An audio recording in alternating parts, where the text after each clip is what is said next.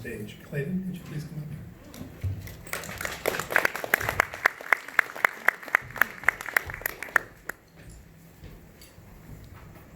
Hello, everyone.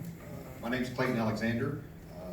I'm not here necessarily to share a lot of stories of my personal time with Rip. Unfortunately, they were too few and far between. Everyone was memorable, but I'm here more to speak for my mother, Rip's only sister, Patricia Antoine, known to me as Patricia Ann Alexander, and the rest of the family, my brother Darren and my sister Kim and my dad, Carl. You saw a lot of pictures during the montage, a couple of them of my grandfather and my grandmother, Eleanor Rural Tigertorn, and Thelma Marie Spacek, known to me as Mimi. My grandfather is known as Dodo to us. He liked that name, gave it to himself, because that was a rare, exotic, and extinct bird. So Rip didn't fall too far from the tree for my grandfather. Rip was born in Temple, Texas. Very proud to be from Texas. Grew up a long time in Longview.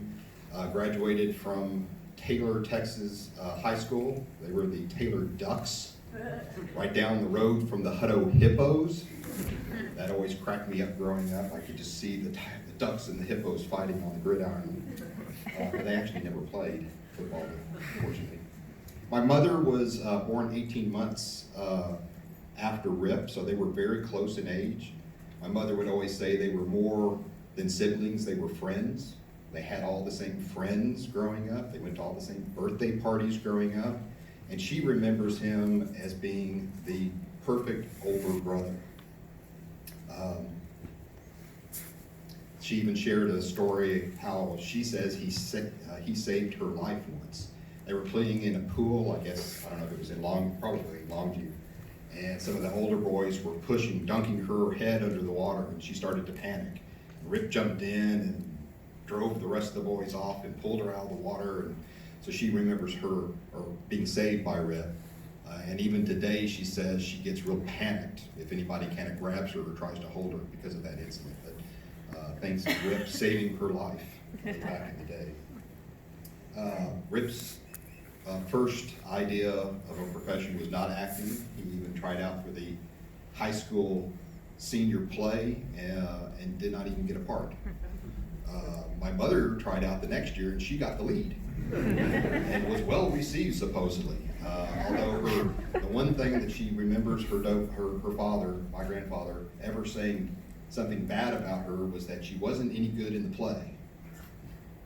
Rip later told her, I think that was because he didn't want her to get the acting bug and leave. So she kind of remembers herself as being an ornery woman, stubborn, hard-headed, and Rip was the perfect child. That might come difficult to some of you that knew him, but he really was. She said he was always beautifully dressed, impeccably groomed, beautiful manners. He was very well read, was always reading books and articles. Even if you came by the family home to meet with the family and he was reading an article, he would continue reading. He would talk to you, but he would continue reading. He was just as comfortable talking with adults about politics or science as he was with kids his own age. That he would always also like to gather them around and tell stories, make up stories, and just keep them enthralled. So he was equally comfortable in both worlds. He liked to think of himself as the rugged outdoorsman. You saw a lot of pictures of him with guns and fishing poles. That also comes very natural to Rip. He grew up hunting and fishing with his grandpa Spacek.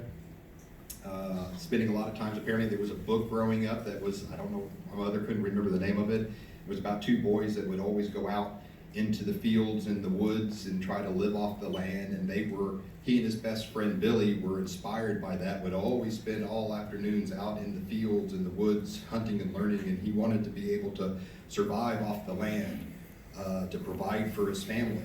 I think that kind of showed up in some of his performances in Heartland and in Cross Creek. I think that's maybe also one reason why he did get along, or at least accept my dad, because they both had something in common in fishing. They would go out fishing sometimes.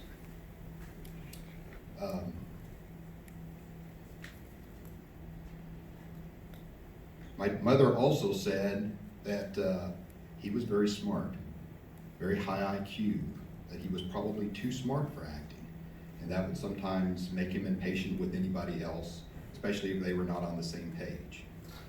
I got that, my dad's got that, I know my brother's got that too, to a certain extent, so I think that also comes a little natural.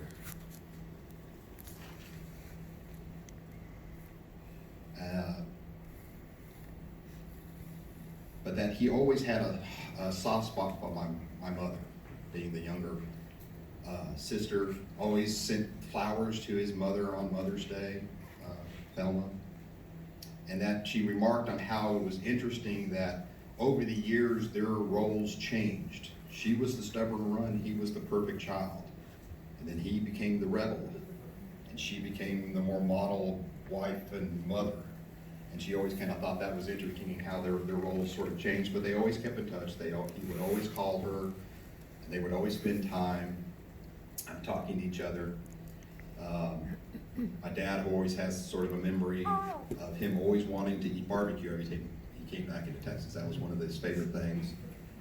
Even one time he made them stop. They were pulling through Taylor, and he made them stop and go in and get us.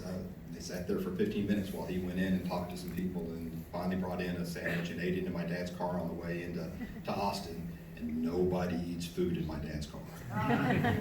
He did. And so every time even now when my mother gets in the car, she kind of thinks of that.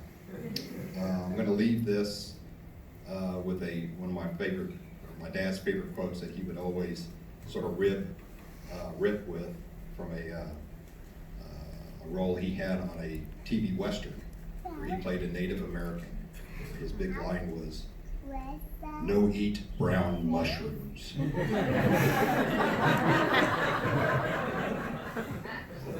That's some of my memories from my mother and from my